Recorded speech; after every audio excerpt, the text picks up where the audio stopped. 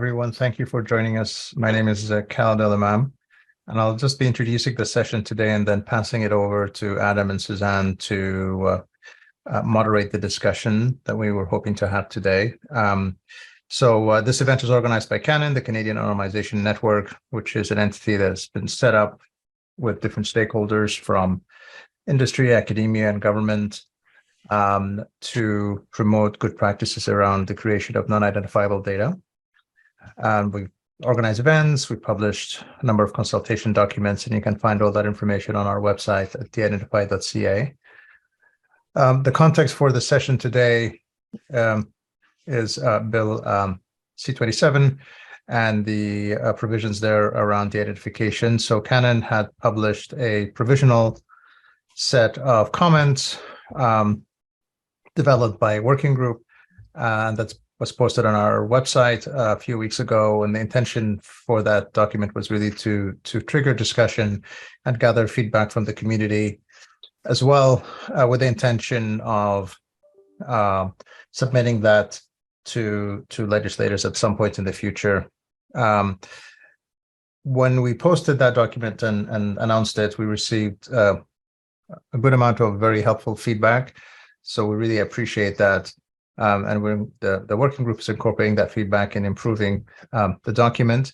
The plan for today was to present where we are now with respect to the proposed comments and proposed changes to the de-identification provisions in the bill, and get additional feedback from the participants. It's a lot of expertise in the community, and we're hoping to learn from that and make sure that we've covered all the issues that are important. In terms of protocol, the intention today was to make this an interactive session. So the way it will work is, please, everybody, mute yourselves so we don't have any background noise. You can put your videos on if you would like, but please make sure that you're muted.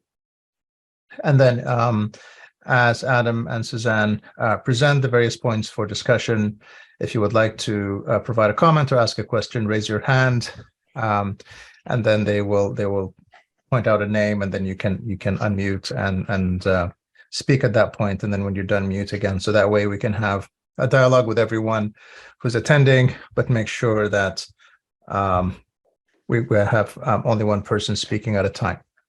So with that, I'll pass it on to you, Adam and Suzanne. Thank you. Thank you very much, Khaled. And thank you, everyone, for attending. Welcome to CANON's session on legislative reform. And as set out in the invite, and as Khaled just mentioned, the focus is on the de-identification and anonymization provisions. That's the definitions, as well as how these terms are operationalized within the statutory frameworks actually within Bill C-27. As Khaled alluded, one of CANON's core publicly stated objectives is to advocate for balanced legislative and policy standards for anonymization that enable innovative and beneficial uses of data, but of course addresses privacy considerations and privacy risks. You could see these and other objectives of CANON on the website. The CANON website, as Khaled also mentioned. When C-27 was introduced, CANON struck a working group. There was a group of us, and you'll see in the posted document, the folks who are on the working group, myself and Suzanne, were two of the members of the working group. And our focus was to review Bill C-27, which, as you all know, passed its first reading improvement in June of 2022. And the rumors are hot that tomorrow it's going to go into second reading, which means C-27 could be in committee sometime in the winter. So we thought through at a steering committee level, and then further discussed at a working group, a process where we would develop a working document. And the working document was, in essence, literally a Word document that set out every single provision in the statute, from definitions to any other time the concept of de-identification or anonymization was set out in those provisions, or cross-reference with a statutory site. And our goal, as Colette also mentioned, was to establish a consultation process. We want and have always wanted to seek comments from stakeholders across all sector, private, public, health, academia, etc. And the focus of the work effort, which was also, we're very careful to think this through as well, was to develop an ultimate deliverable that would consist of proposed targeted amendments to the relevant definitions and associated provisions that I just mentioned, and then set out, where helpful, commentary that would help explain or support the approach that was suggested by the working group. And this is what we're going to be focusing on today, specifically the document that was sent out, posted on the website, sent out to CANON stakeholders on October 3rd.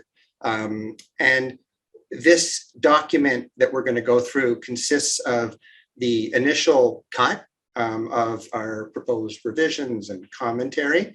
Colette mentioned we received comments, and these are from folks across all stakeholders, which was fantastic. Academia, public sector, health sector. We even had comment from a foreign data protection authority. Overall, I mean, thematically, they were quite favorable in terms of the approach and certainly the work effort that went in. And as Colette also mentioned, there was some helpful additional points that at minimum would serve, that we're going to work towards and enhance at least the commentary as well. We will be incorporating those written comments that we've received to date, that we will receive, and as well, the conversation that we're about to have. The goal is to have a final document posted on the site at some point, certainly this year, hopefully in the next few weeks after this conversation. And then the goal is we submit it, whether it's ETI or INDU, we're not sure yet. Folks on this call might have an idea. I don't think we know yet of when it goes to committee, whether it's going to be ETI or INDU. And we'll submit it and seek to appear as a witness as well to further discuss it. So with that, the goal for this session, myself and Suzanne, we're going to trade off on provisions. We're going to go through it. We'll go through in linear order. We don't want to give anyone some disorienting dizziness with scrambling back and forth. You could access the document itself on the CANON website, but we're going to post the document. And with that, Catherine, can you put up the document so we can just dive in? And as we're diving in, Suzanne, is there any, just before I start, kick off, is there any comments you want to make sort of generally, or should we just go ahead? You're on mute.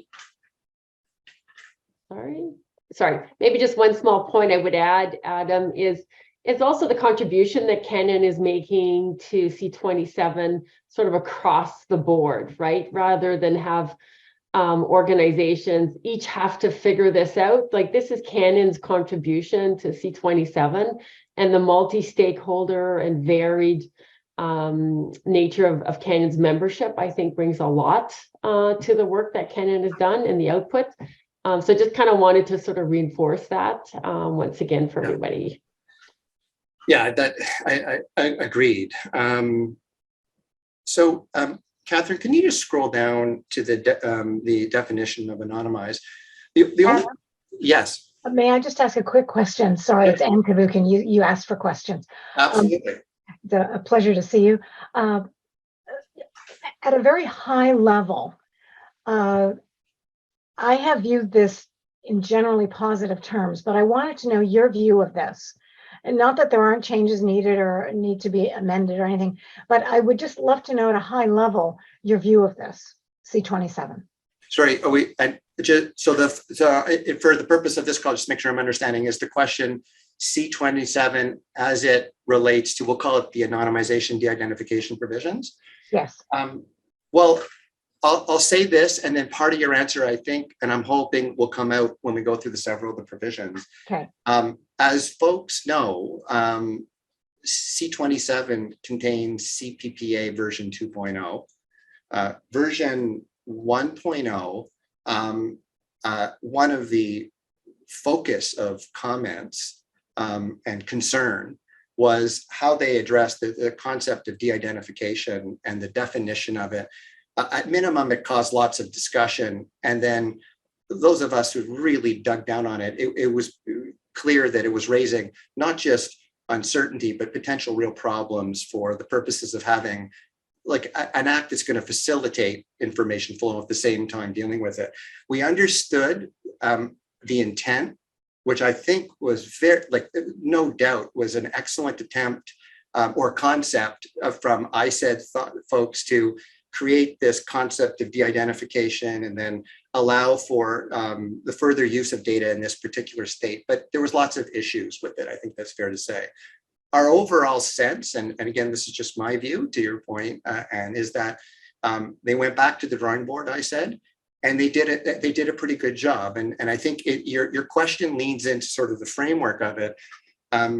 CPPA establishes several sort of classes of data. The CPPA, it has personal information. It has a concept of sensitive information. It's contextual, but also as it relates to minors, as we know, it's beyond the scope of this conversation. And then it creates this, and we're going to get to it, a concept of de-identified, which is still a subset of personal information. And then where it's going to lead in right now is they created a concept of anonymized to differentiate, which is basically data that becomes anonymized, which we're going to speak to.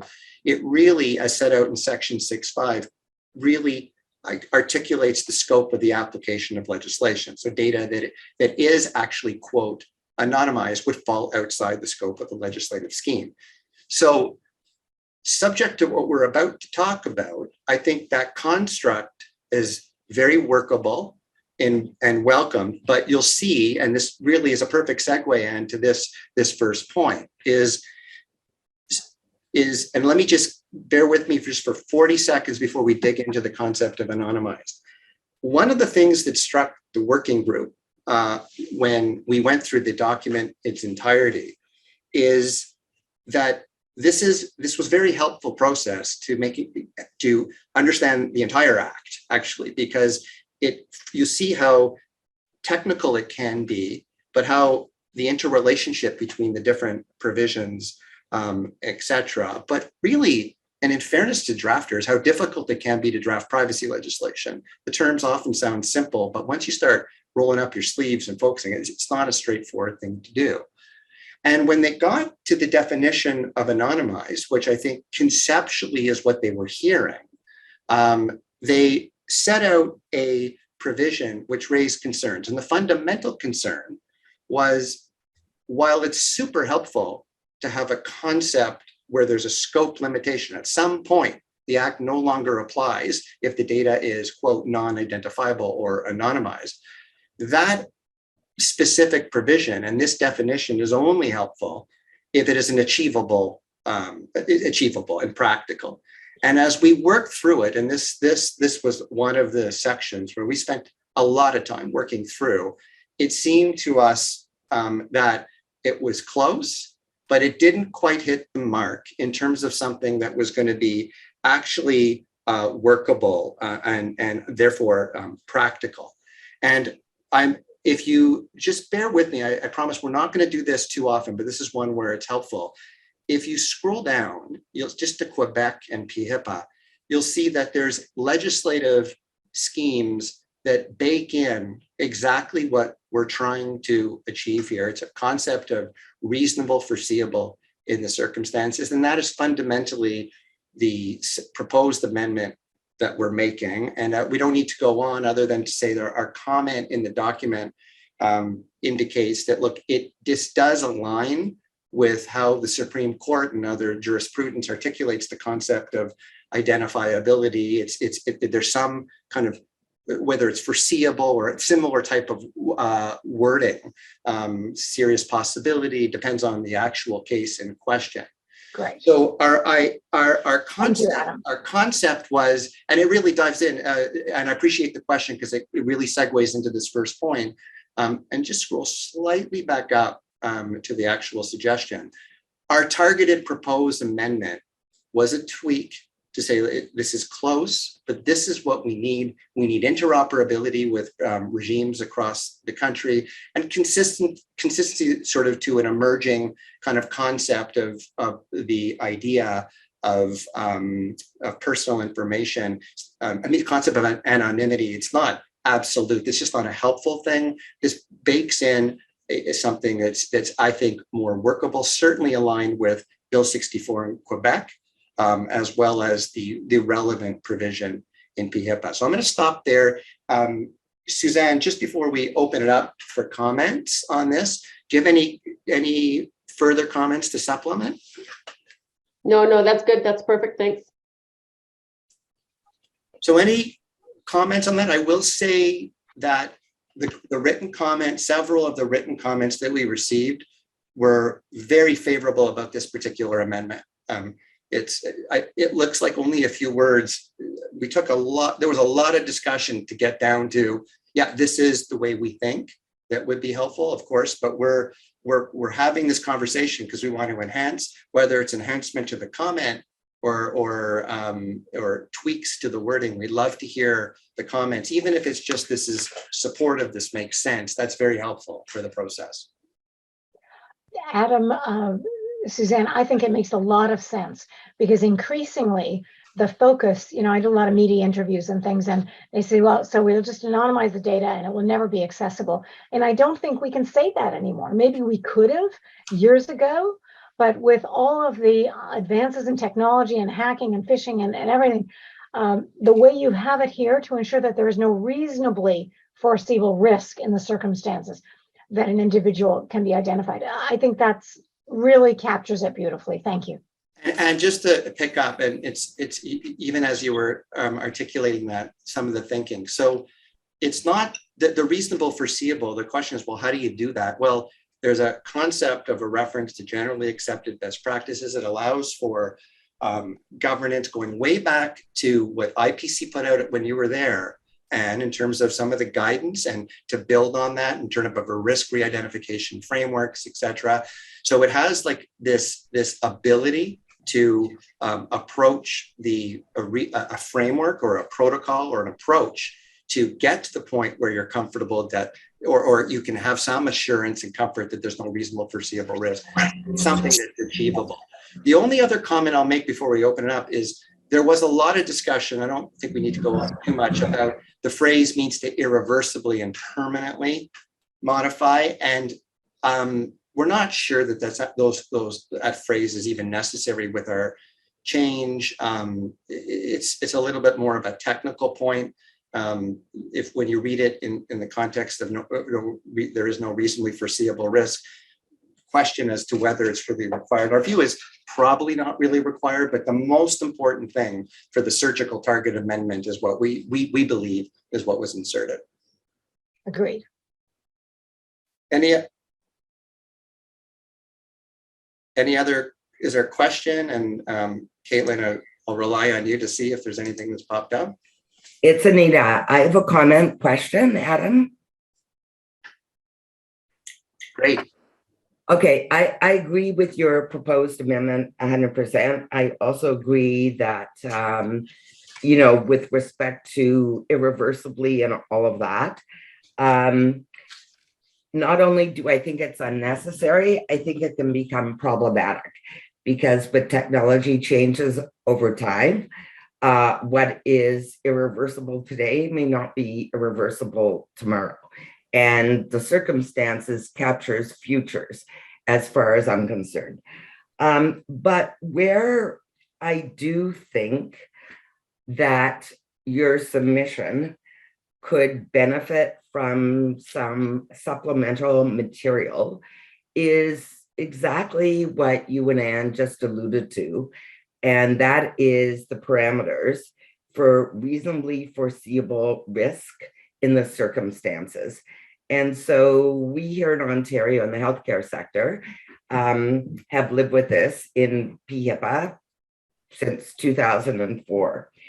And initially what happened, as you folks well know, is that the focus was on the data manipulation when you're defining the circumstances. So everybody looked at the technical manipulation of the data with respect to re-identification risk thresholds, as opposed to, I suppose, what could be called contextual factors, right? Meaning, the recipient, the use for which they're going to make it, all of those other things. So I'm just wondering if perhaps as an addition to the submission, if you might consider providing some recommendations on how reasonably foreseeable risk in the circumstances might be addressed. So for example, could be regs, just like the standards for breach reporting. So a couple comments, but I'm sure there might be some others. One of the odd constructions of C-27 actually occurs in ADA, where in the Artificial Intelligence Act, Section 6, and it's actually was going to be the final comment. So you're telegraphing at least one comment.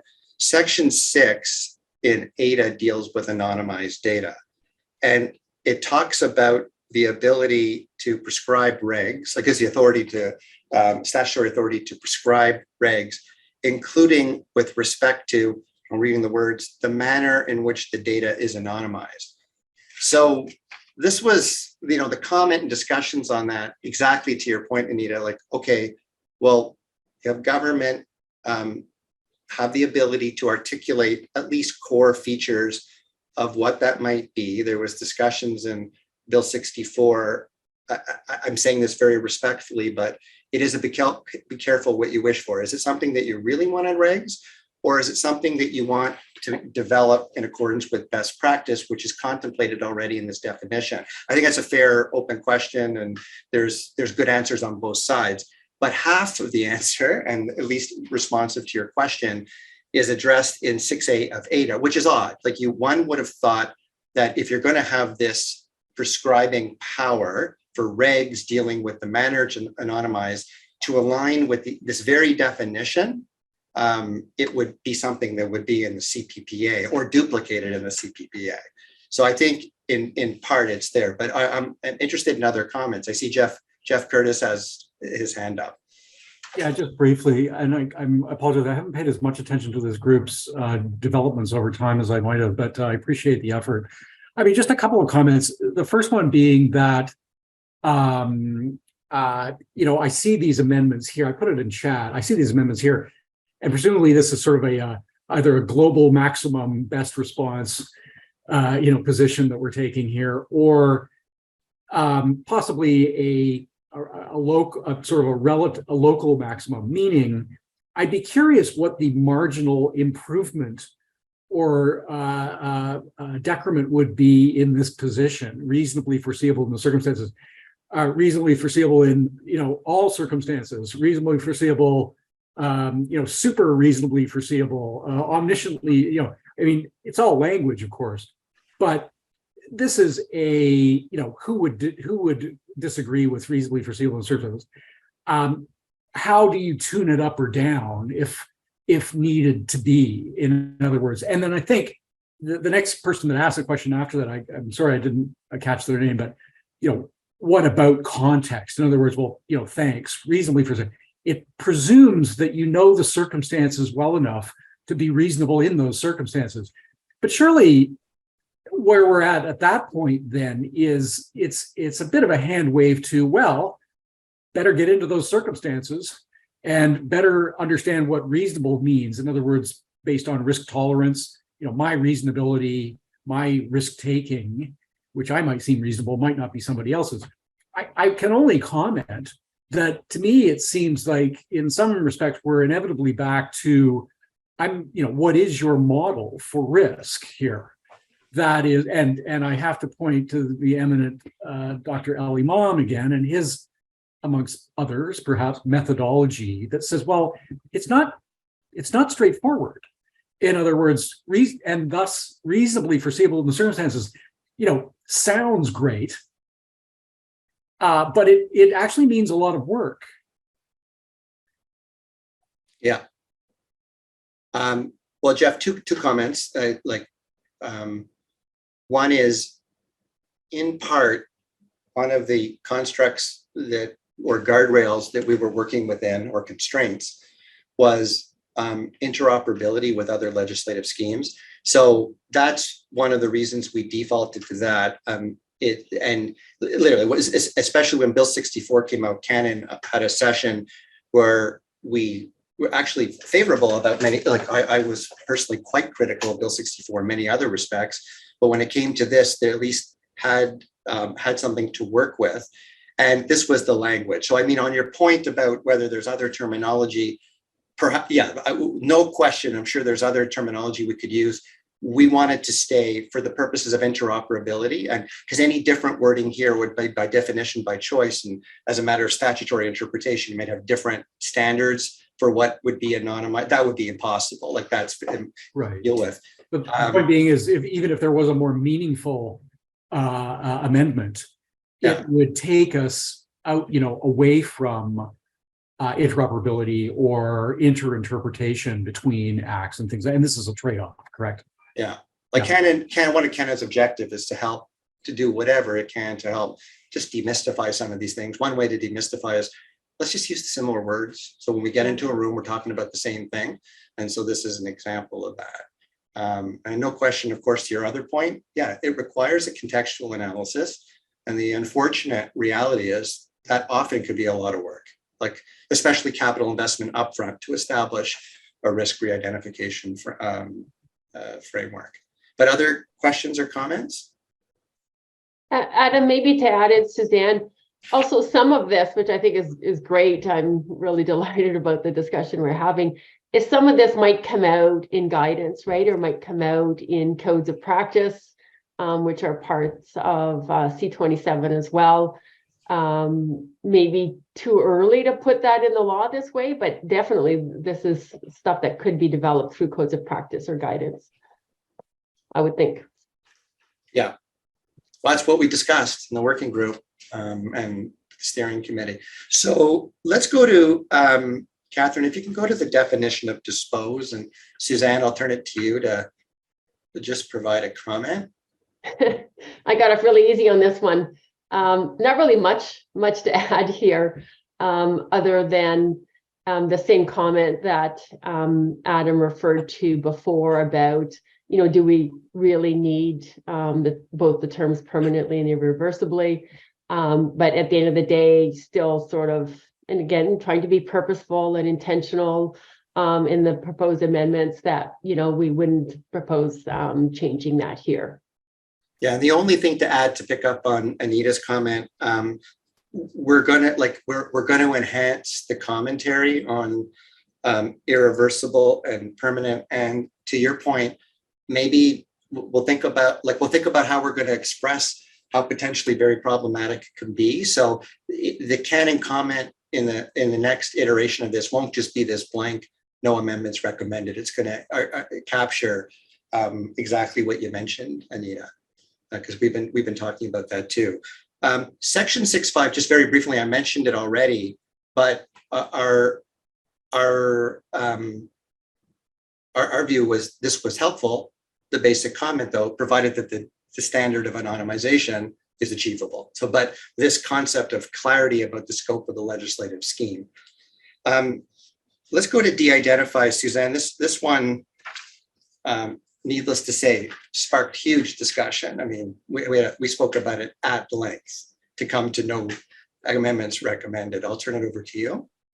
Yeah, and I'll try to do it without doing it at length. But it really was,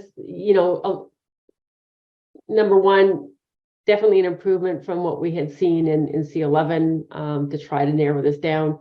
But also a lot of the conversation was around whether or not the last phrase, the risk of the individual being identified remains, whether or not that really was necessary, are those terms superfluous or not. And one of the things that we always had to remind ourselves as we were having the conversations over and over and over again, and Adam alluded to it before, you know, we've looked at all of the sections that deal with the identified and anonymized in C-27, is not to forget section 74, which is below in the document, which is about the proportionate, the need for measures around the identification to be proportionate to the circumstances, to the context, which is really, really, really very important. And we're not proposing any changes to that section. And it's, you know, you only see it when you get down to section 74, but it is there for whenever you see de-identify, always keep in mind you have this obligation, but also flexibility, right? Depending on risk and the circumstances, and also the actual processing, that those measures must be proportionate. So I wasn't sure if there was anything else you wanted to add, Adam. No, I think let's open it up for questions or comments. I have a question. Sure. So do you think, like, because there's no extra guidance out there yet on like what exactly de-identified would mean, for example, is it tokenization or is it just taking one or two identifiers out? In the meantime, do you think we can rely on GDPR's pseudonymized, like the guidance around that in the interim for de-identification? Suzanne, do you want to begin? And yeah, well, you know, this sort of is the equivalent of the GDPR pseudonymization. Would have to think about it and look back again at the guidance coming out of the EU on that. I'd sort of like to think too, we might develop some of our own that sort of works for the expectations here. There and Suzanne, you might recall, like we spoke about, well, what does that mean? Yeah. Directly identified. Like what does it mean to remove the direct identifier? Obviously, I take away Suzanne Morin's name. Like obviously that would be a direct identifier. Yeah. So there was some good discussion. I think we kept on coming back because another of our guardrails is it principles based, technologically neutral? Is it agnostic? Does it allow us to read in reasonable approach and maybe guidance, etc., in terms of that? And that's where we ended up with no comment, other than we're not sure why you really need this last clause, right? Like that seems unnecessary just through the construction of the act. Like it's, especially when we introduced anonymized, no reasonably foreseeable risk. And then this last clause is probably wholly unnecessary, but overall, substantively, it probably should work. And I think it would align itself with pseudonymized, but nothing prevents creating a made in Canada practical approach, right? I think we have a hand up from Stephen Thomas as well. Hi, thanks. Steve Thomas, I'm from Statistics Canada. We've struggled with this as well internally, trying to figure out the definition of de-identified versus anonymized. But I think you almost have it in terms of what we've been recommending, and it's just that idea of directly identified. So if you follow that one step further, you say, well, what's a direct identifier? And it's exactly what you just said, Adam. It's things that are unique to the individual, like name, social insurance number, driver's license, all these things that are unique to the individual. And you got to say, well, if I remove these, then I've de-identified that. What it does do is it really represents a small reduction in risk, where if you're an unintended attacker, you're not going to see Adam's name there and say, oh, wow, there he is. It's going to really eliminate those unintentional attacks or spontaneous recognition attacks. So it does do something. And you got to think that if someone's going to take a step further to try to identify you from the information that remains, they're now trying to identify you, which means that they're probably doing something malicious or intended, which they should probably not be doing. So it kind of helps you to differentiate the users that are there and realize that for an internal use product or something that you're trying to share with a trusted researcher, let's just de-identify it. Let's remove those direct identifiers. But going along with that, it's a first step in what we try to call an anonymization process. So it's anonymized enough, and we were talking earlier about context, it's anonymized enough for a trusted user or an internal use kind of use.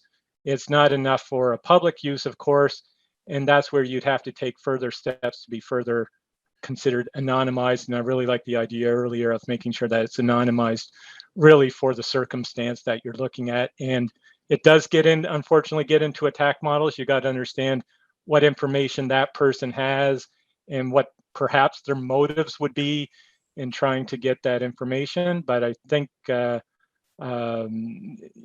really comes down to, well, especially once you try to go public, you have to probably go pretty extreme down that, but not unreasonable.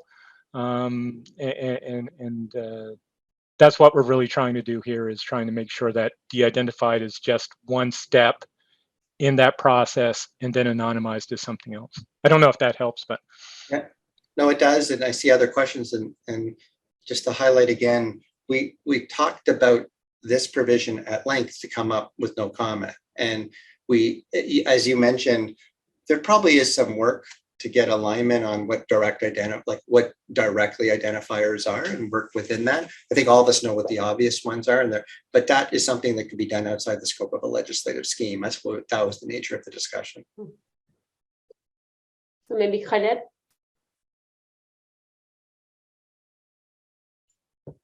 Yeah, I just wanted to respond to a couple of points that were made. The idea that we should follow the GDPR. I don't know if that's a good idea for two reasons. One is some interpretations of the term anonymization GDPR are very, very conservative and quite restrictive. And if you work with European organizations, they're really complaining about this quite a bit. It's very limiting. So I don't think that that's a model that we'd want to follow. And then the other perspective on this is that it's not clearly defined either, because different data protection authorities have different perspectives on what's deemed to be anonymized data. And you can see that in the materials that are published where multiple DPAs come together, you can see that the internal inconsistencies coming out. And that's fair enough. I mean, they have different perspectives on the topic. So it's difficult to know what is the GDPR answer. It could be one of multiple in some cases. So there's a lot of uncertainty around that. So I don't think there's, I don't think following the GDPR model is a good idea. Whatever that means is a good idea to as a starting point anyway. We can certainly learn from those experiences, absolutely. But as a starting point, I'm not sure that's the best approach. And then just with respect to the definition of de-identification, I mean, de-identification as is defined here is essentially the same as pseudonymization under the GDPR. And I just also want just folks to be a bit cautious that, there's this assumption that researchers are inherently good people and they don't do bad. That's a really big assumption. You really have, you cannot make decisions based on the supposed goodness of certain types of people. That's not I don't think that's a good model. I think we have to look at the controls that are in place, irrespective of people, whether they're researchers or government or industry or whatever. I just don't know if it's wise to make broad generalizations. So, researchers or internal people, they can do good things or bad things. You really have to evaluate the risk based on the controls that are in place, not about the nature of the folks or who they are or what kind of work they're doing or who they work for. I just that doesn't seem like a reasonable model to base risk assessments on. So the risk assessments, and these points were discussed again, considerably within this working group. Because there's two conversations. There's one about de-identify, and we quickly aligned with the comments already that this basically is akin to the concept of pseudonymization. It's a subset of personal information. When it comes to the standard for anonymizing, that's baked in. As we talked before, it would have to be in accordance with whatever the then current best practices are. And then again, somewhat oddly, if any regs are set out in ADA, maybe it ends up being in CPPA, that would be within those elements. But we stayed away from any direct references to GDPR on purpose. We just stuck within the Canadian context. Made in Canada is fine. Is there any other comments, Caitlin? Yeah, on the point regarding risk assessments, there's an interesting question here from Angelique Hamilton. She says, how should this work in conjunction with some emerging risk assessment tools, i.e. algorithmic impact assessments? Is there some value in promoting re-identification risk assessments for some types of activity and to require increased transparency to data subjects? Maybe you could read that question again. I want to unpack it because there's a couple of elements to that. Sure, I'll repeat the question at the bottom. Okay. Is there some value in promoting re-identification risk assessments for some types of activity and to require increased transparency to data subjects? Well, it's struck the committee, and I think practically by looking at the plain language of the concept of anonymize, that it will require an assessment, and the nature and extent of that assessment is going to be contextual in and of itself. But, large data sets, sensitive data, depending on all the different factors in the particular circumstances, and you would have to do an assessment. And there's even decisions, recent ones coming out of the IPC, speaking to that very concept. So I think assessments will have to be done in order to give yourself the comfort that a given set of data has been sufficiently anonymized to hit the test in the circumstances. So I hope I'm answering the question, at least the way I'm understanding it, but I welcome others' comments on that. Adam, if I could just urge you to be as cautious as possible, which I'm sure you will be. And that's not generally a position I've taken in the past, but I'm just going to tell you a little story, which you might find amusing. I was contacted by the Toronto Star. I do a lot of media interviews last week, and they pointed me to a paper that I'd written in my third term as commissioner in Ontario. And the paper in 2011, it was published. It was called a white paper, Anonymous Video Analytics Technology and Privacy. So in 2011, and I had a brilliant team, staff, etc. We all thought it was possible to anonymize the video analytics we were looking for and preserve privacy, etc. But now, 11 years later, I don't think that's the case any longer. So I give that to you just as a caution that whatever we say needs to stand the test of time, and so greater caution is advisable. Yeah, you're talking about like the temporal nature, because on day one, the risk assessment will yield result X. Day, to 5 years later, it might receive result Y. Yeah. Exactly. That's a good point. Let's go to section. Oh, sorry, Caitlin, is there any other comments or questions? There was one comment here, Khaled. I don't know if you wanted to speak to this, but there's a comment here: synthetic data is another option for de-identification. I'm wondering if you want to speak to that in connection with de-identification, but also anonymization. I know that can be a lengthy response, but if you would like to respond. Yeah, sure. It definitely can be another approach. I mean, synthetic data generation is a tool that can be used to create non-identifiable data. The way it does that is different than traditional approaches or other approaches that have been commonly used. But there are metrics that can be used to evaluate the privacy risks in synthetic data as well. So it's not something you have to take at face value. You can pre-synthetic data sets and then evaluate the different types of privacy risks that exist in synthetic data. And it has been used, it's being increasingly used as a tool to achieve low risk for data sharing, data exchange, etc. So it's one of the emerging tools that is being adopted to solve this particular problem.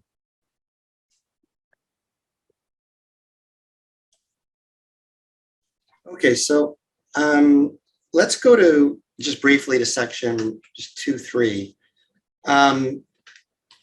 This is a provision, I think, at minimum, it highlights the ease in which privacy legislation can become stunningly technical. And there's, so that on the helpful side, this provision basically says, look, PI that has been de-identified is considered to be personal information, like, which is what we described, is there's personal information subsets, sensitive information, and de-identified information. But this provision has carve-outs, and there remains some, at best, I think, it's highly technical drafting, and there's open questions of whether it's even required. And it's probably, this is one of the comments we're going to beef up. I mean, and if you see, like, the sections it relates to are pretty wide ranging, including some of the exceptions to consent. We're going to get to one, like 20, like 21, 20 is right below, you see, an organ may use present without their knowledge or consent to de-identify the information. So why would this provision be required for that, et cetera? So this is one that's caused lots of churn. I think, again, uncertainty is just generally not helpful. When you have highly technical provisions like this, it will require lots of discussion, maybe unnecessary, and struck us that likely might be able to be something that could be struck, but we're certainly going to be beefing up the comment in that regard. I don't know, Suzanne, do you want to add any other comments before we really dig down into the next meaty one? No, I think that's good. Okay. But yeah, it does go to someone's going to have some kind of flow visio map or something to sort of show how that one actually applies. Okay, so let's go to 20 very, very briefly. Very helpfully, the Act states, look, no consent required to de-identify. It seemed logical, because it's different states, to also include anonymized. Our conversations, because they're amongst the working group, but in the conversations where everyone just nods going, yeah, like there's no reason why you wouldn't put that. Why not add further certainty, et cetera? So that hasn't been controversial at all. On the flip side, it's actually been very, very welcome, that much less uncertainty. No reason not to include this, but open to comments on that just before we get to a very meaty section. Caitlin, is there any comments or questions on that? No, I'm not seeing any. Okay, let's go to section 21. I'm going to turn it over to Suzanne. This is a section that we discussed at length and received comments on, etc. So Suzanne, I'll turn it over to you. And we're very interested in hearing what folks have to say. Yeah, so to begin with, obviously a welcome exception to, while organizations today may be doing some of this already, there definitely has been some hesitation, some reticence due to uncertainty. So this is a welcome exception. And it has, just like all the exceptions, it has its requirements. And if an organization wants to rely on Section 21 as an exception to consent, there's an obligation that it be de-identified, that the data be identified again, according to the appropriate measures in Section 74. So depending on what type of internal R&D you're doing and what your circumstances are, including the sensitivity of the information and basically everything we've talked about already today. However, obviously there were some organizations, and Adam is not exaggerating when he says there was a lot of discussion around this one. And it was really trying to see how this fit within the full scheme of the CPPA and all the provisions that touch on de-identification and anonymization and how the exceptions are intended to work. And so there was concern that in some circumstances, organizations may very legitimately need to use personally identifiable information, so non-de-identified information. And should we introduce a carve-out in order to allow for that? And then as you started, and we actually had drafted a carve-out. And when you look at what that carve-out looked like, well, we were saying, well, let's go and see what we did elsewhere. So we kind of grabbed the language that you would have seen in the business transactions exception. We also looked at the conditions and legitimate interest, and it started to look very much like the core elements of these other exceptions. And so where we landed was we didn't want to be duplicative of other exceptions to consent, trying to be mindful and respectful that each exception sort of has its own purpose, and to allow organizations to be able to choose for themselves, depending on what their needs were, to leverage one exception over another one.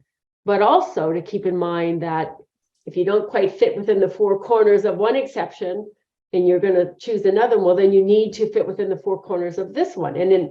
And so if an organization who wants to do internal R&D but doesn't want to apply any form of de-identification, because again, they can be proportionate, right? The measures can be proportionate under Section 74, then doesn't it make sense that maybe they can rely, and we think this may be what was intended, if you don't want to de-identify under Section 21, well, then rely on legitimate interest in Section 18, and there you have, must be reasonable in the circumstances. Actually, mind you, everything has got to be reasonable in the circumstances. But you also have this additional assessment requirement, which is totally fair, because if you're using identifiable information, would you be doing that anyways? And then there's an obligation, obviously, to have a general account of how you are leveraging the various exceptions. And so at the end of the day, we decided we're going to get rid of this draft amendment and we're just going to not propose any change to this one because there are other options. And on top of that, if you don't fit within the legitimate interest one, then you still have the opportunity to go for express consent or to go for consent if that's a path that you choose you want to take. So I'll stop at that. Adam, I'm not sure if you wanted to add anything. Oh, that was excellent. The only thing that the conversation was guided, we had folks from multiple different companies, and it was guided with, let's not think about now. Let's think about the type of data processing, AI, 5-6 years from now. So that we specifically said we might not have a live use case, but let's assume that we do. Like, how do we just facilitate that in a privacy protective way? That was the whole focus. And as Suzanne was really, I think, the key driver of this, 1000% targeted amendments. Like, let's stay practical, never duplicative, less is more often is helpful. So the only other thing I will add is I did get, and this picks up on Colette's point, I got a call from someone at a thought leadership forum and said, he looked at our comment and he said, are you sure? Because let's look across the ocean, and legitimate interest has been problematic in a number of contexts as applied by European DPAs. And he said, are you 100% sure? And so again, this is one where we're going to beef up the comment. We're going to take it back as well. I think this is one, like, again, the working group got comfortable with what we're doing, but I think it's quite nuanced. And so we're at least going to frame a supplemental comment on that. Anyways, interested in others. Yeah, and I really liked your point, Adam, about this isn't exactly the same as the GDPR, right? And our law continues to be consent-based, whereas the GDPR is not, right? So this is an exception to consent. And I think with that, it actually opens the door for us to continue doing what we've been doing, which is made for Canada. And I think we've seen from a policy perspective that there's an openness to continue doing that. Caitlin, I saw that. Yeah. I missed the comment. Oh, I see Khaled, and I think there's another comment too. So I guess Khaled. Yeah, I wanted to actually respond to that comment. I mean, the point made is that there in the comment by Victor that other artifacts may have privacy risks. So we're not only talking about data, and what we're starting to understand is AI models also have privacy risks because AI models can be attacked, and part or all of the training data set can be recovered potentially as part of these attacks. And there's a whole body of work, people trying to attack AI models.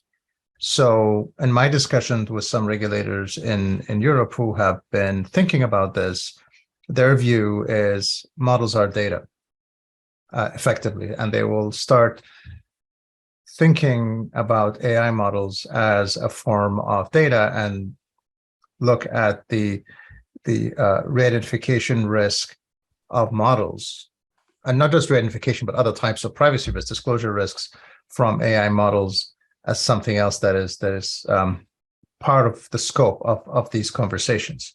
So other artifacts may have risks. It's not just data. Aggregate data and so on can also be considered. Descriptive statistics and aggregate data can also be considered as data. But now I think the argument is being made that AI models should be treated the same as data, and they can be personal AI models or high risk identification risk AI models and low risk of identification AI models.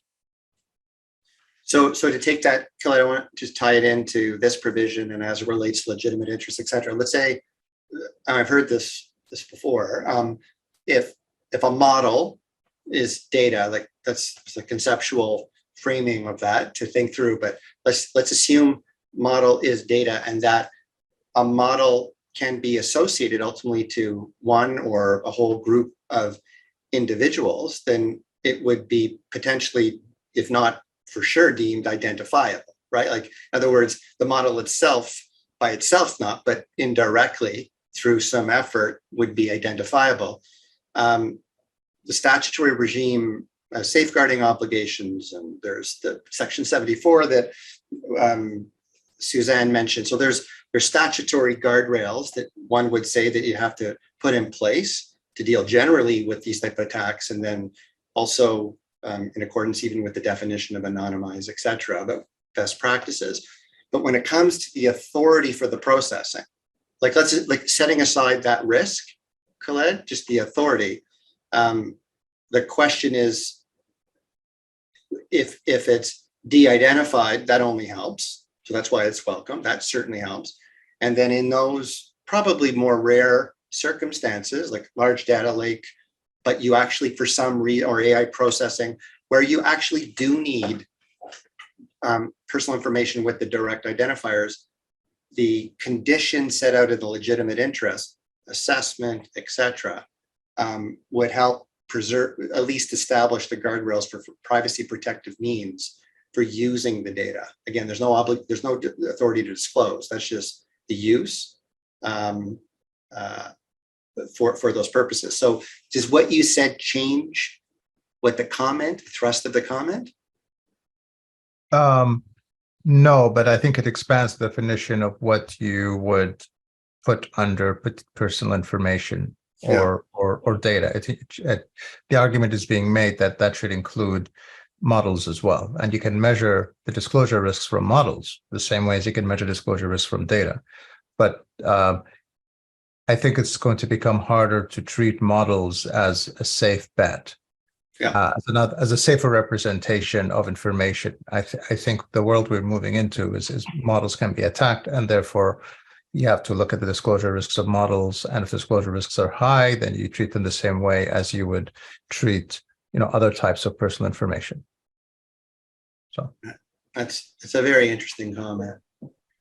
And Adam, I just wanted to add to the notion about the concern that had been raised with you about, are we sure that we want to rely on legitimate interests or indeed when you're using personal information? And, another way that the legitimate interest exception in Section 18.3 is different from the GDPR is it's limited to the organization's own legitimate interests. Whereas in the GDPR, if I understand that one correctly, legitimate interest can actually be broader than that. It can be another party's legitimate interest. And, not saying I disagree with how it's been interpreted in Europe, but there is that external component. And it also, I think, can apply to the public sector as opposed to just the private sector.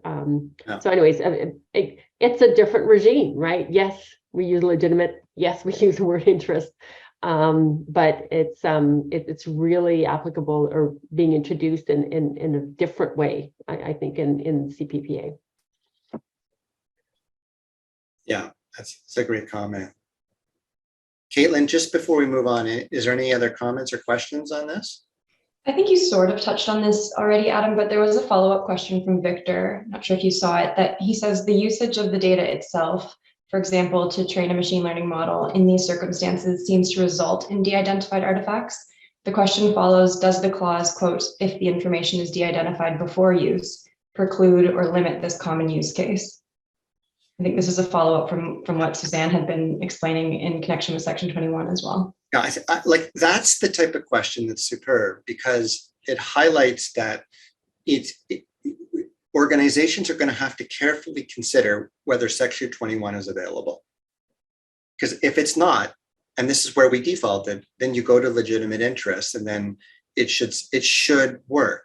Like that's an example. And I think that is going to be one of just an explosion of different variations.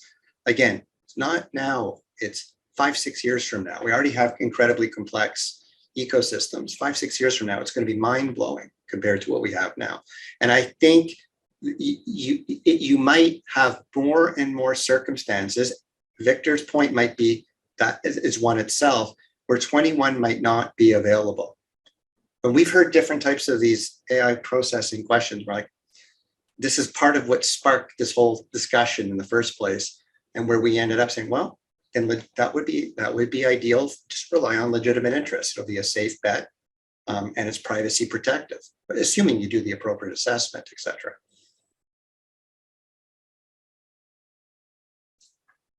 So let's go to socially beneficial purposes, Section 39.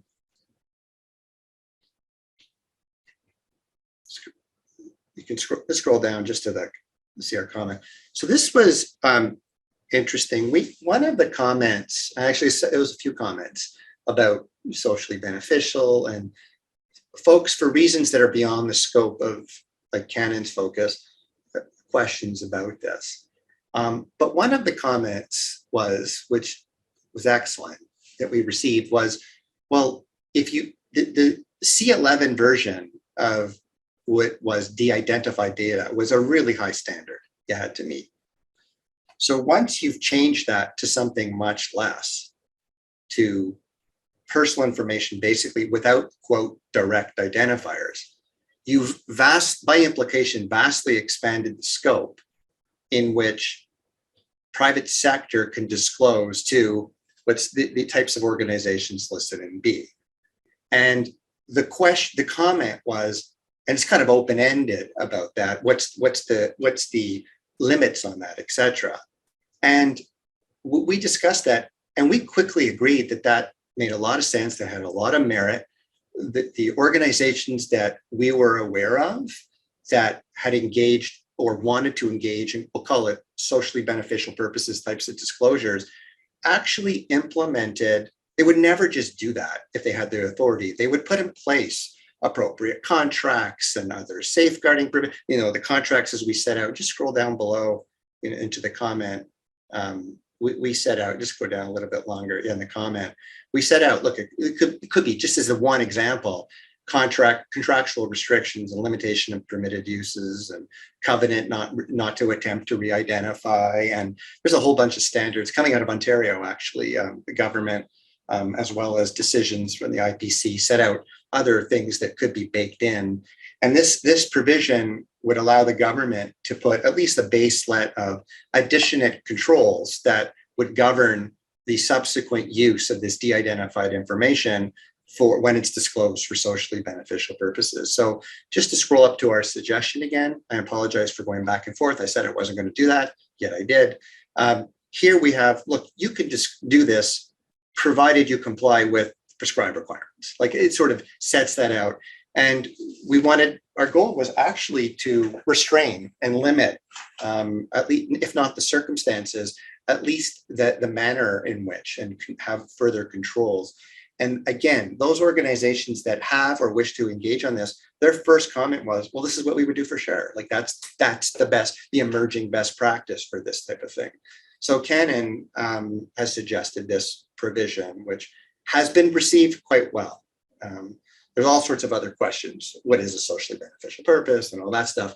But for the purposes of this, CANON's focused work effort, this was our change, our proposed amendment. But any comments or questions on that?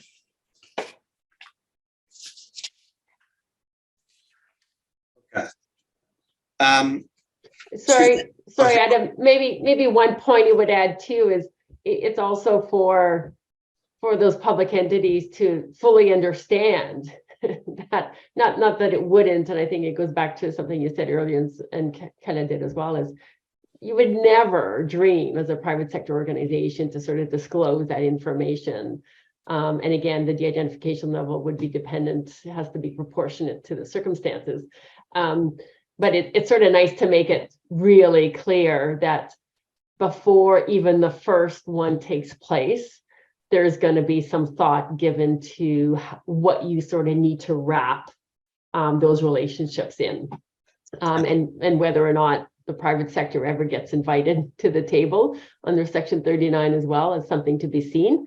Right now, the focus is on the public sector entities, but yeah, so I think it just kind of puts everybody on notice that there needs to be some structure here, and there will be some minimum expectations. Yeah, like respectful disclosures for data for good purposes, like that seemed to align. Yeah, I think Anne had her hand up. Oh. Go ahead, Anne, you're on mute.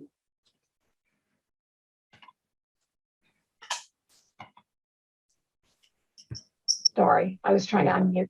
My only comment was, would we want to add any language that the personal information is de-identified before the disclosure is made?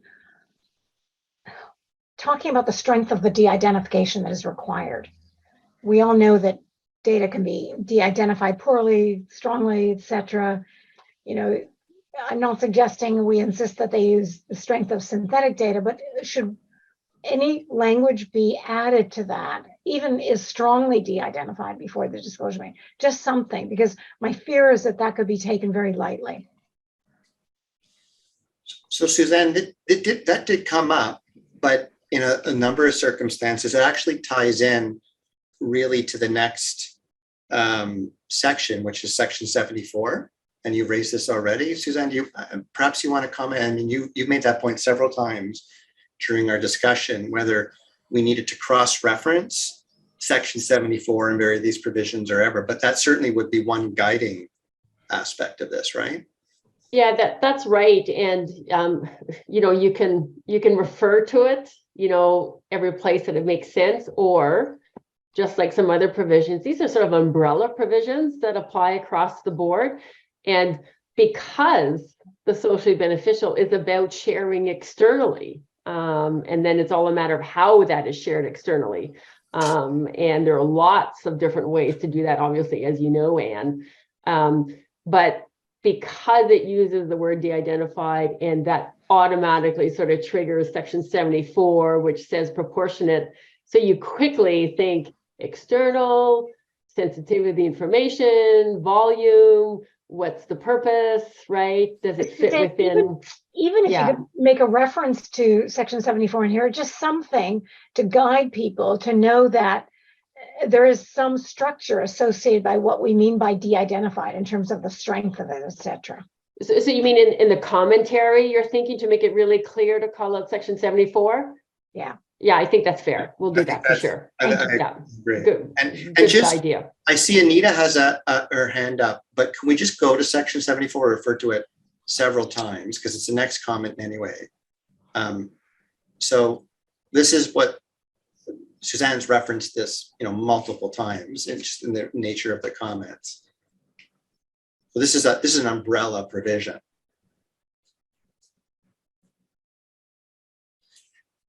And one of our comments about this, again, maybe this is something we could take into account.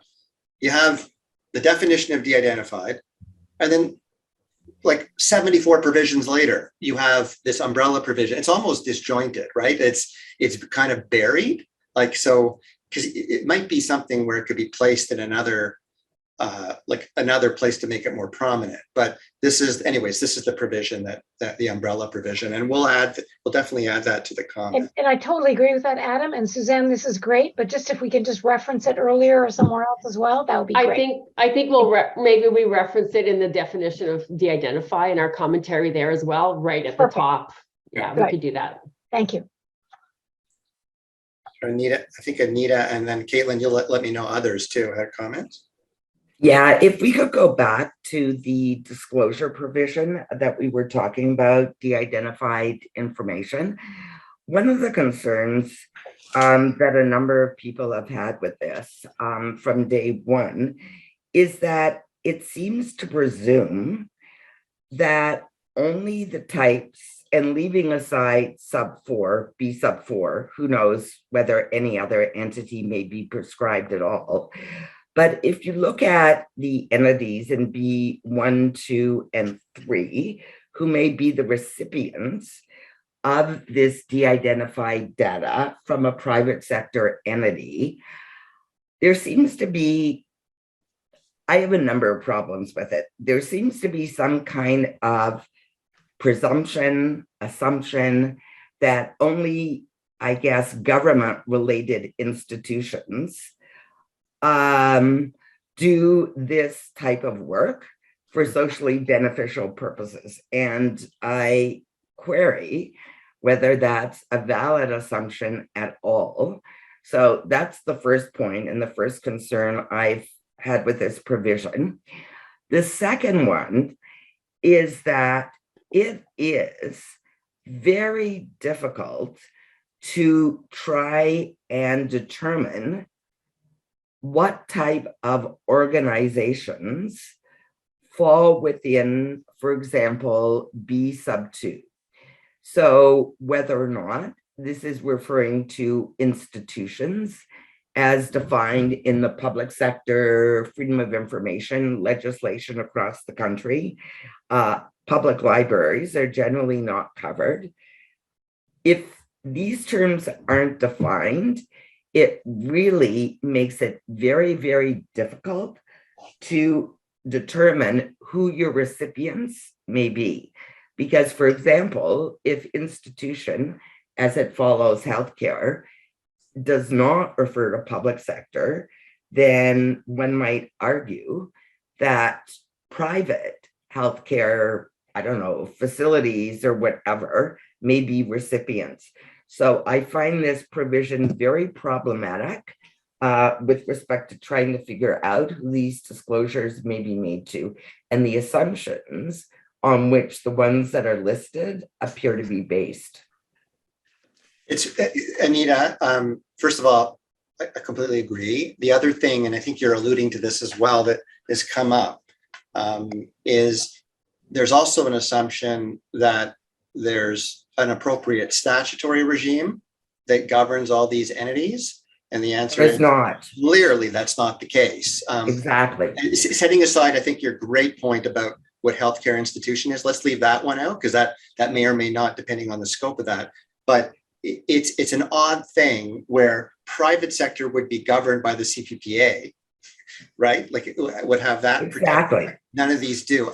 So I think like we received comments on this. I think what we chose to do is just focus on kind of like the de-identified, but we're going to expand the commentary at minimum, and we're gonna have to raise these points because folks keep on raising comments about this, and we're all in agreement. Like, we're all nodding when we raise them. We were just saying, okay, but are we going to get into those things for given Canon's objectives?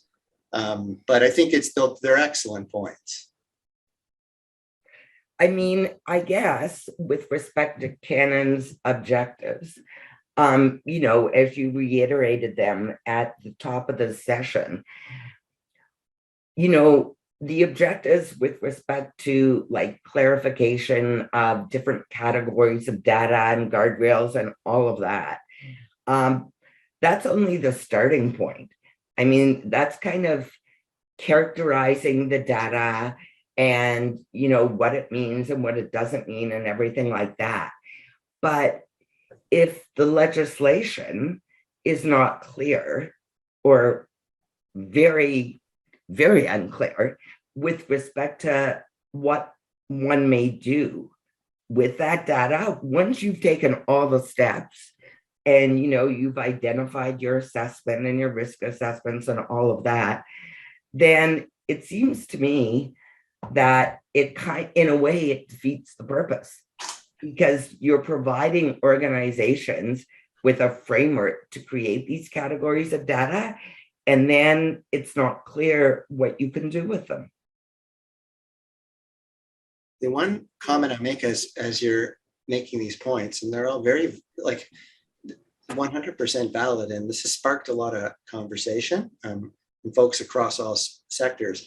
We were toying with another aspect of this, D being expansive, the organization and the recipient of the data complies with the prescribed requirements, which I don't know if that gets to everything, but it sort of has this, like, so like, and Anita, you know this so well, but PHIPA's recipient rule has this broad application type of thing, but something along that idea. But I think we need to digest this more, and we will, because we've received a lot of comments about this.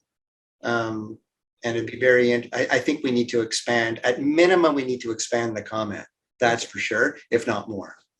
Now, to that point though, Adam, and again, you know, Canon had to sort of try to stick to its knitting, so to speak, because, you know, and don't get me wrong, this is a big part of C-27, a lot of attention, but, you know, just to some of the points Anita was making, by the amendment that we've proposed, basically means that there must be at least one reg before anyone can use this provision, right? That would dictate what some of those measures might be. And so that was one way to at least say that for sure the government would have to turn their attention to this before anyone could actually start doing it. Which entities are proper entities for this? You know, that started to veer away maybe from what Canon's knitting was about, which is, you know, the de-identification and anonymization aspects of this. But the regulation making power is quite extensive for this provision. It does contemplate other parties, so private sector could be added down the road. And to your point about who falls within the different subcategories, like 1, 2, 3 there, if I recall, the regulation making power also allows there to be categories or subcategories of entities. And so, you know, they could start really narrow, or they might go really broad, right? But we do know that there's a lot of flexibility there. So I just kind of sort of wanted to throw that in, and, you know, also as maybe a little bit of a caution for us not to veer too far, but raising, I think, the fact that others are thinking and concerned about this, and kind of without actually having the solution or proposing the solution, because I think that might take us a little bit too far out of Canon's wheelhouse. It's also the value of why it's good to participate at ETI or INDU, right? Like this is something that could get fleshed out, but this is quite a lightning rod, this provision. And to Anita and other comments, we all agree. It was just a focus of what our comments were going to be. I think we only have 9 more minutes, Caitlin, but I think there was at least one other comment on this, right? This provision? There are 2 questions here, but I was mindful of the time as well because I feel like section 75 is going to be pretty meaty. Would you like me to read the comments, or should we can take them away and contemplate them when we let's do this. I think section 75 is key. And Suzanne, let's just go down to it. Just turn it to you to again another provision where we had a ton of discussion about. So Suzanne, you want to share?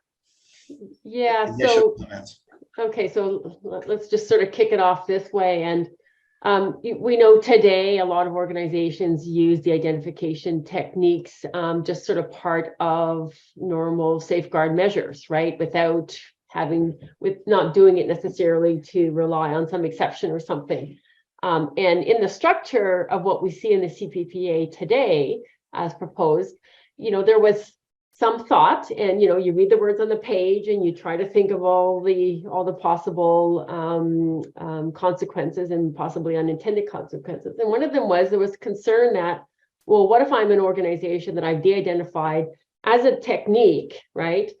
A safeguarding technique, but not necessarily to take advantage of one of the exceptions. Am I now precluded from re-identifying the information? And sometimes we kind of scratched our heads and we said, well, of course you're not precluded. You've got consent, or you've got another reason why you can, legitimate interest or purpose why you can use the information. You're just applying a safeguard. So, let's not be silly. Of course you can. But it's a big, it's a big sort of if, and it's a big sort of reliance on, of course, because, and we talked about it before, there are some really big amps and offenses that come with the CPPA now, and getting this one wrong, and we don't getting it wrong in the sense of maybe the OPC has a different interpretation, or maybe ultimately the tribunal has a different interpretation, right? So it was thought that, notwithstanding what we've been talking about before, trying to be minimalist, very targeted, trying not to duplicate, the risk here was sort of seen to be, at least in the early days, would be too much, and waiting for there to be a complaint and an investigation and then a finding and maybe something that goes to the tribunal, that not only with the transition period, whatever it may be, plus that, we're talking a couple of years, a few years probably before we would have something definitive. And so kind of broke ranks here a little bit and said, you know what, surely this is what was meant and what is allowed. So let's just make it really crystal clear for everybody concerned. And so if you already have consent, or you have some other authority under the act, and you've de-identified in that context, it's okay. You, the one who's de-identified, can re-identify, right? This isn't about a third party doing so. So that's sort of really what this one is all about. So maybe I'll stop with that, Adam. And the only thing to highlight what you mentioned, at one point we had 3 additions, and then it was like, no, that's exactly what we want. We want to stick a targeted amendment to hopefully get almost like, not a basket, but hopefully that would address the overriding concern given the huge penalties. That was at least the structure of the conversation. Adam, if I can just add one thing, my concern is if they consent to have it re-identified, that's fine.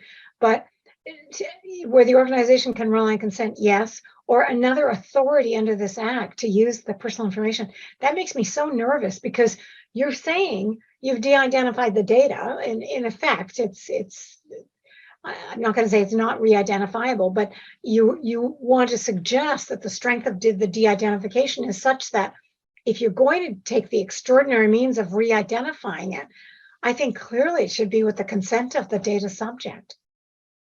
So just want to make sure we're aligning. Like, this would be the concept where the data is clearly still identifiable. It's not anonymized. This is only, and this is probably the problem, because this is a holdover provision when de-identified was in C-11, was akin to almost standard of anonymization. Again, using that term. This is data. You can't use information that has been de-identified, which is removal of direct identifiers, but it's still PI, to re-identify. And we're like, well, what happens, as mentioned by Suzanne, that you take data, you move it into another circumstance, and you de-identify it, not to rely on any particular exceptions to consent, but you do that because it's a good privacy practice, a security practice. It's a good technique in that way, and then you have to use the data, and you clearly had the authority to use it, and it's just re-identifying with other identifiers you already had. So it was never intended to deal with the pure anonymization thing, because that's separate and apart and distinct from this. Okay, thank you, Adam. Well said. Thanks, Adam, for clarifying. So Caitlin, we're at 3 minutes. Is there any questions or comments on this provision? Not on section 75, no. Yeah. And your question just highlights why this was another one. It just seems like one provision. We spoke for mid-lengthy conversations about how do we do this? Is it appropriate? Does it make sense within that whole construct? It's another example of that. Well, the last comment is something we already discussed. It goes to the ADA provision. So why don't we just show it? We mentioned it before, so we only need about 1 minute for this. So interestingly, a reference to the manner in which the data is anonymized is something that is contemplated in regs for ADA, but not in the CPPA, even though it seems logically to fit better. Now, I guess if you had a statutory regime and they happen at the same time, et cetera, which is another open question, that might not make that much of a difference. It did seem non-aligned, but this goes ultimately to the point that Anita made about maybe some more guardrails. Well, they've contemplated it in 6A. And then interestingly, 6B contemplates guardrails for regulating the use of anonymized data, but that's separate. It's in the regs here. So query, we wouldn't make a change to this necessarily to query whether at least 6A gets duplicated or actually just moved to the CPPA.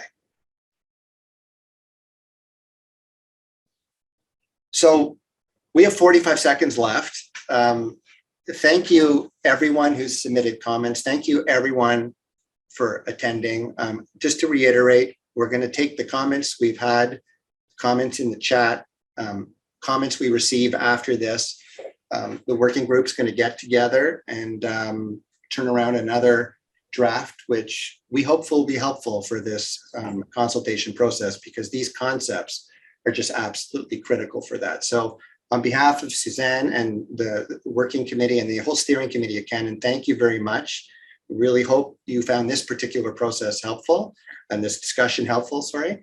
And we hope to see you all soon. Thanks, everyone.